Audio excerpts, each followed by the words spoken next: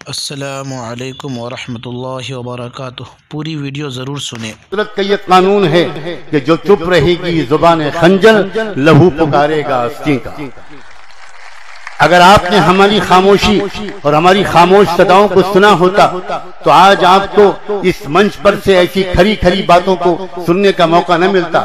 याद रखिए, हम बुज़दिल नहीं हैं, हम कमजोर हिम्मत के लोग नहीं हैं, लेकिन इसके बावजूद हम आकाए नामदार मोहम्मद मुस्तफ़ा सल्लल्लाहु अलैहि वसल्लम के और सहाबा और अहले बैत के उसवे पर अमल करने की कसम खा चुके हैं। हमें यकीन है कि अल्लाह हमारे साथ तब होगा जब हम सब्र से काम लेंगे। लेकिन अजीजों, नौजवानों, सब्र का मतलब तमाशा देखना नहीं है। मुल्क जलता रहे, मुल्क बर्बादी की तरफ बढ़ता रहे, मुल्क की जायदादें लूटती रहें। हरियाणा में क्या हुआ? हजारों बसें फूंक दी गईं, बाइक्स जला दी गईं, शोरूम तबाह कर दिए गए। ये किसने किया था? क्या एक भी मुसलमान वहां पर मौजूद था? आपने वहां के उन लोगों को तो आतंकवादी नहीं कहा, लेकिन मुसलमान अगर सड़क पर खड़े होकर सिर्फ अपना मुतालबा पेश करता है तो आपकी पुलिस उनके ऊपर गोलियां चला देती है। ये सूरत हाल कब तक ये मुल्क बर्दाश्त करेगा?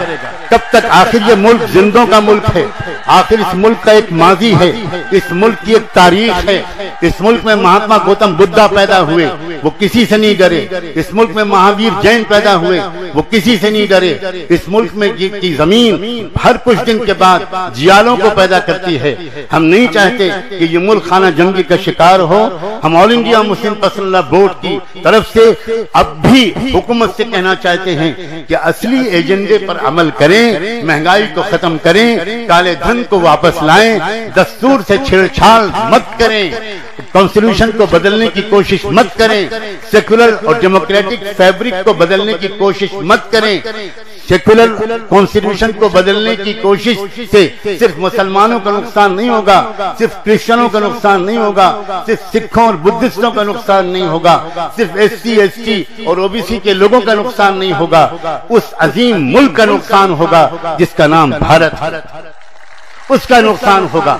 और या तो आप ऐलान कर दीजिए कि आप किसी विदेशी मुल्क के इशारे पर आप इस देश को तोड़ने के एजेंडे पर काम कर रहे हैं।